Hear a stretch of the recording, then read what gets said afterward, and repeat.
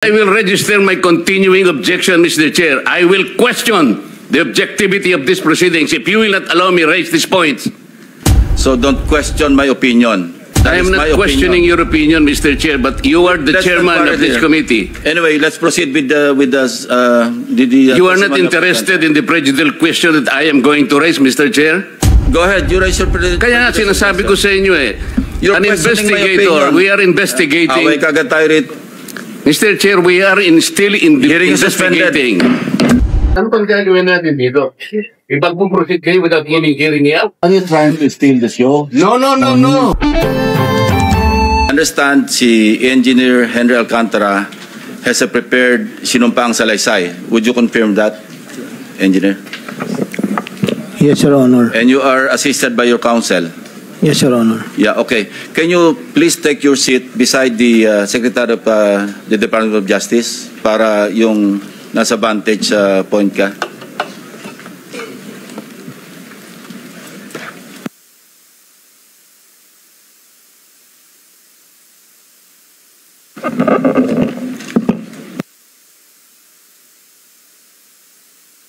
Yung counsel mo, pwede nando sa likod para you can advise him.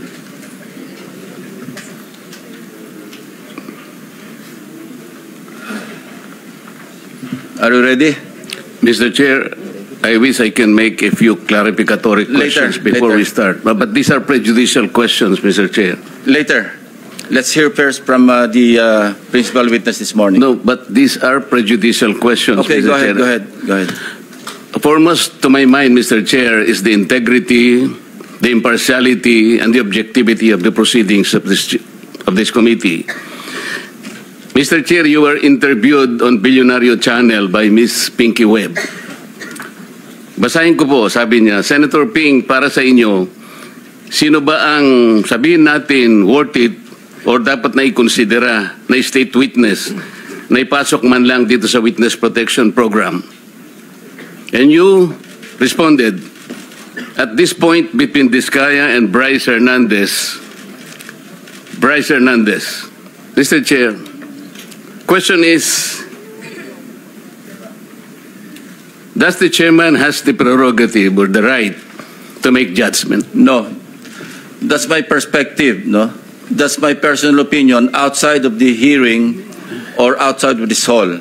So don't question my opinion. I am not questioning your opinion, Mr. Chair, but you are the chairman of this committee. Anyway, let's proceed with the you are not interested in the prejudicial question that I am going to raise, Mr. Chair?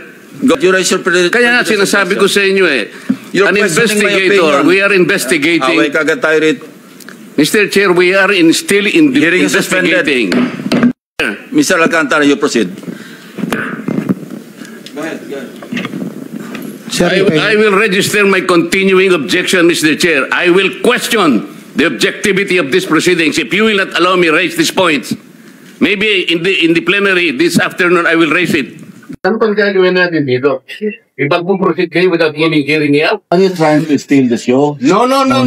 If we are in the process of investigation, why are you protecting Diskaya? Why are you so protective? I am not protecting them. Kung sinabi mo yan, Mr. Chair. Pwede ba natin i-record ito? Palagi niyong sinasabi, I am protective of the Diskaya. When I was chairman of this committee, sinabi ko na sa inyo, the only remedy provided under the law is for them to apply it. They qualified under the process of Witness Protection Program. That's all what I did. Yan ang ating Bravo Balita. Salamat sa panonood. Follow at subscribe at like na po kayo sa aming Facebook, YouTube at TikTok channel.